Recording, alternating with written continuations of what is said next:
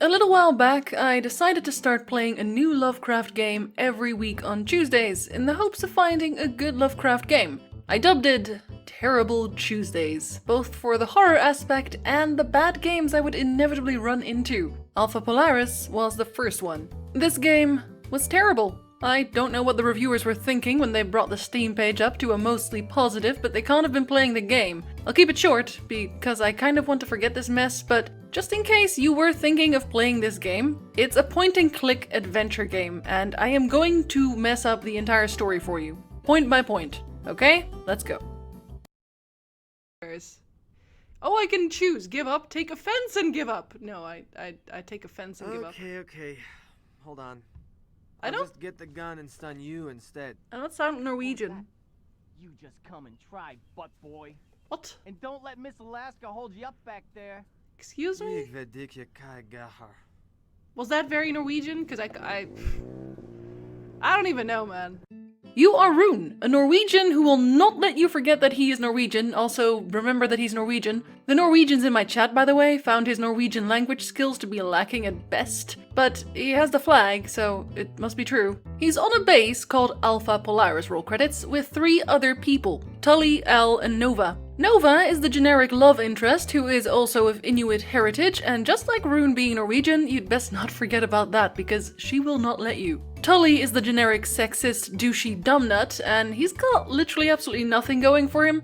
Basically, he has a "will definitely die first" written all over his gigantic inflated forehead. And finally, Al is the ye olden scientist who comes in with the majority of the science mumbo-jumbo, and I do mean that as literal as I can. This game will just throw terms at you and hope that the player, whoever you are, won't really know what they mean so they can sound convincing and Lovecraftian, because Lovecraft uses a lot of expensive words that nobody understands, so that's probably what makes the horror happen, probably. They're especially fond of the word crevasse or crevice or oh, don't even get me started. Rune is at the base to do research and write his thesis. The rest of the people there are around to look for oil for their big evil oil company. The big evil oil company is a great way for everyone around you to talk about climate change and how it's bad, like we didn't already know that. We'll come back to this, but not in the way that you think. Day 1, you're woken up by Tully, who tells you there's a polar bear outside, and Rune's entire thing is putting trackers on polar bears and studying their habits, so he gets up to go and see. The entire game's a point-and-click adventure, so you have to pick up a tranquilizer gun, put some darts in, and sedate the bear. We quickly find out that the bear is having some teeth issues, so Rune wants to keep her here to help fix that. You shove her into a cage after a really stupid puzzle and leave her there for now, because that is the smartest way to go about this. Back inside, we hear that Al has also found oil, whoop-de-doo, and he also found some bones and a patch of stitched together skin with weird symbols on it that someone, meaning you, will have to do some investigating on. And while the Scooby Gang talks it over, Nova storms in now with a message that corporate is coming over to check on them. Not just any corporate, no, douchey corporate, the son of Big Man corporate, whomst she was dating prior. So, of course, in this professional setting, she gets upset and spends the rest of the day crying in her room. Yes, really, I'm serious. That's what happens. The professional scientist sits in her room crying because her ex-boyfriend, who she works for willingly, is coming to check on her work. Okay. Rune leaves to give the polar bear some antibiotics for the time being, then dissolves some of the crap on the bones so he can have a better look at it, which, again, is a very stupid puzzle. I use the word very loosely, and that's it for day 1. At this point, every following night, everyone starts to have horrible nightmares. Rune wakes up in the middle of the night to see Al staring wistfully out the window, and Tully shambling around in the lounge room like a zombie, completely messed up over his dreams, claiming he's seen the beast and it could see them too. And yes, Nova is still crying as this all is happening. I'm not kidding. Rune calms Tully down and goes straight back to bed because, yeah, what else are you gonna do, really? Day 2, you're woken up by Tully again to show you that the polar bear broke out. Tully is very upset and implies that climate change was to blame because climate change makes polar bears violently break out of their cages. Obviously. Rune decides it's best if he goes to find the bear to put her out of her misery, and I need you to remember this. He goes out specifically to put her out of her misery. Okay, moving on. We also find out that the bones Al found were probably used by cannibals because the marrow was sucked out and someone scribbled on them for some reason, because they didn't have paper or walls, I guess. So Rune sets about to track the polar bear next, and this puzzle is one of the stupidest ones, probably by far, and I'm just going to show you some clips of me doing it, just so you're aware of how stupid it is. LO339?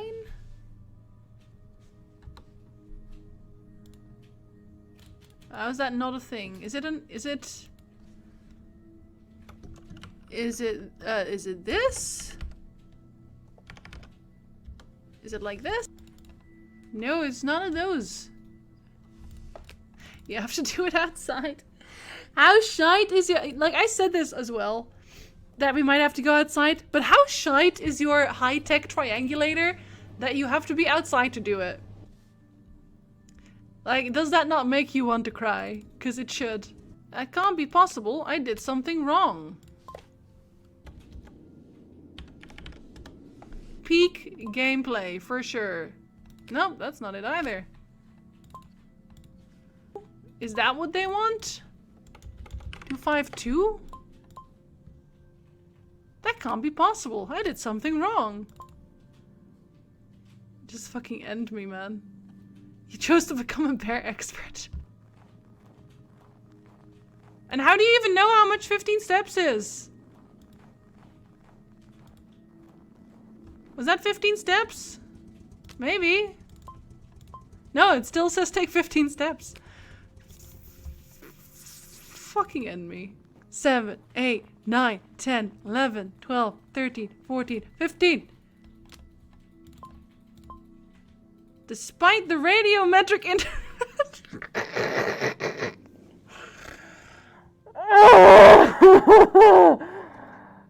This game is shit! Go take the snowmobile, you cunt!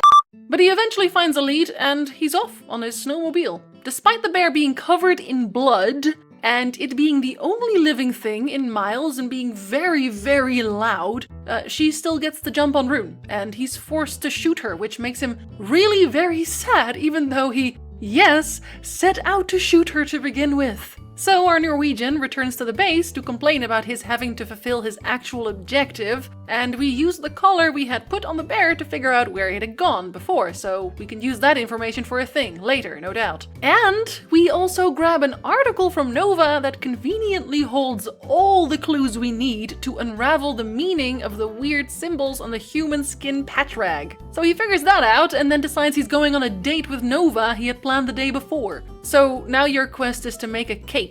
Yes, really, and it's a very bad cake. We literally use a fire extinguisher to make the ice cream. I'm not kidding, we're eating fire extinguisher foam. And let's just say for the sake of the game it was a carbon dioxide extinguisher and not water powder foam or wet bloody chemical. I don't think they use the dry ice version in this thing. Anyway, we're using fucking fire extinguishers to make ice cream. Anyway, yeah, this is still apparently a Lovecraftian inspired game. Anyway, whilst the cake is being ate, Mr. Big Douche Canoe Corporate Big Shot comes in to tell everyone to get back to work, and so it's time to go to bed, because that's what we mean by work, right? And this time we dream about the evil crevasse or crevice or whatever, where Al had found the bones and skin, and also of a lot of blood, which included a beheaded Nova in the sink of the station. And you might think that sounds very interesting, but we never actually see this scene happen in the game, it's just a dream. We wake up again to find Nova shivering in front of her room because she too had a terrible dream, but at least she's not crying, so she's definitely upgraded. So again, naturally, we find Tully outside with a shotgun shooting at nothing. That makes sense. Mr. Corporate comes out and points a gun at Tully, so to de-escalate the situation, naturally, Rune fires his tranquilizer gun at Tully, and the next morning everyone accuses Rune of encouraging Tully's super crazies, even though both Nova and Al also know the evil is real. Did you catch all that? Okay. Yeah, it's really as dumb as it sounds, because Rune is a bit pissy now. He decides he'll go to the evil crevasse or crevice or whatever to do Al's job of finding oil samples, but actually he's just going to investigate the evil, of course. But first, because you want another Deus Ex Machina article from Nova, you make a master key to the compound to sneak into her room and steal the article she already told you she had but now refuses to give to you because she doesn't want to admit that bad dreams are real. Yeah. I think I liked her better when she just cried all day. Also, the key is really stupid. The article talks about the Wendigo, and yes, that's probably what the evil is. Anyway, Rune goes to the crevice or whatever, and hops down and finds a very bony boy on a very frozen throne, but it's not the Lich King. And he spots some bloody markings on a wall nearby, and after translating them, the not Lich King comes to life, and Rune hightails it out of there as fast as he can. Alas, he crashes on the way back because he sees a ghost Wendigo, and he wakes up to find his hands are cut off. Oh no, it's actually getting very Lovecraftian up in here. Actually, no, he wakes up a second time, and he's actually mostly okay, and his hands are still there, so it was, again, another dream, because we can't have people actually die that we care about. That would be horrible.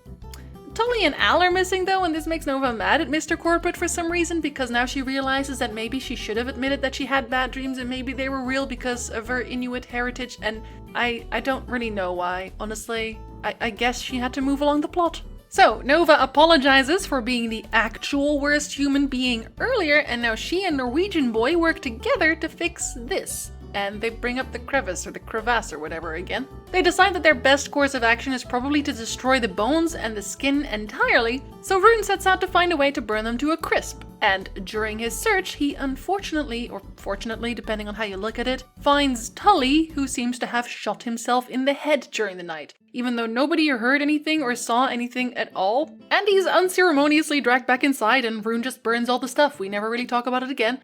Thinking it's a job well done, he then tries to figure out what happened to Al, finding a note in his room that basically amounts to, "I've gone off for walkies, don't follow me, I'm probably dead." And just as we're about to go off to bed again, Nova wants to talk and also invites us to spend the night with her, which I, pure boy as I am, declined on my playthrough, mostly because I figured she was going to get me killed somehow or vice versa, and so we go to bed on our own, decide we're cold, and go to find Nova in the middle of the night anyway, who, unsurprisingly, is sitting on her floor crying again, which prompts us to run away immediately and go investigating, find out that Tully's corpse has had his arms cut off for some reason, and also the generator shut off, and that's probably why it was cold. After fixing the thing up, Mr. Corporate comes outside yelling that we hurt Nova, and the logical solution would be to try and shoot me. From outside the window, however, we magically see that Al is actually still alive and dragging Nova's body, also still very alive, out of the laboratory. So we find a way back inside that isn't the front door, distract Mr. Corporate once we get inside, and then we kill him by jumping on top of his face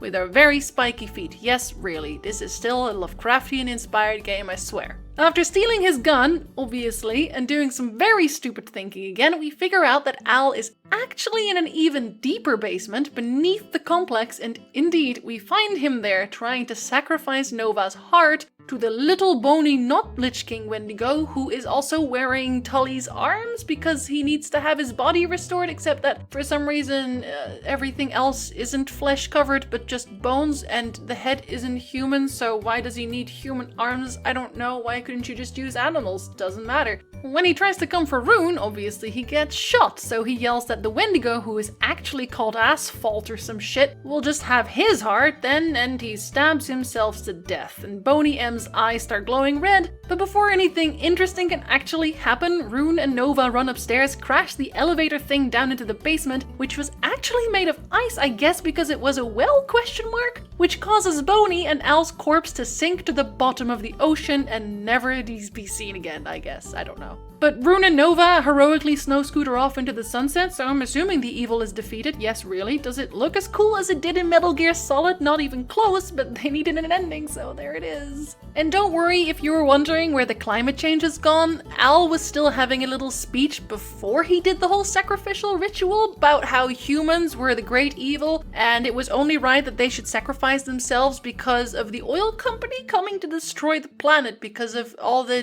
natural resources being destroyed. It's a very, very paper-thin plot thread. Don't even worry about it. If that story sounded kind of dumb, it's because it's kind of dumb. The puzzles were not good. There was a pinch of moon logic involved, but the main problem, really, was that oftentimes I had the right idea, the game just wanted me to be excruciatingly precise for some reason. Yes, the bones do need to go into that bowl, but when you try to put the bones in the bowl, the game will tell you that they don't fit. So what does that tell me? Does that tell me that I need to take out the bowl to put in the bones? No. That tells me that the bones are too big and I have to cut them down somehow. But now what they really did want me to do was to take the same bowl and put it somewhere else, and now the bones fit just fine, because of course they did. It was infuriating. They're also just not very good puzzles in general. When you watch my 4-hour playthrough, which yes was definitely aided by backseating, you'll honestly probably be a little bored. Did I just say that of myself? Yes, because a lot of the playthrough was me going back and forth from place to place, not really finding any logical solutions, and again, when I did, they weren't precise enough. And in case you were wondering, because I'm sure you were, no, there wasn't really anything Lovecraftian about it. People were driven slightly mad, and that's it. It wasn't even a good build-up, it was just, guy find bones, guy mad now. We all mad now. Because dream? Even scrapping the Lovecraftian part, the game isn't scary, just slightly obnoxious. They also straight up forgot to render Nova's model in the semi-to-last scene, so there's that. Game? Are you ready? In a minute. You're not I just rendered. need to say goodbye to this I just need to place. render first. You know, Thule's hundreds of miles.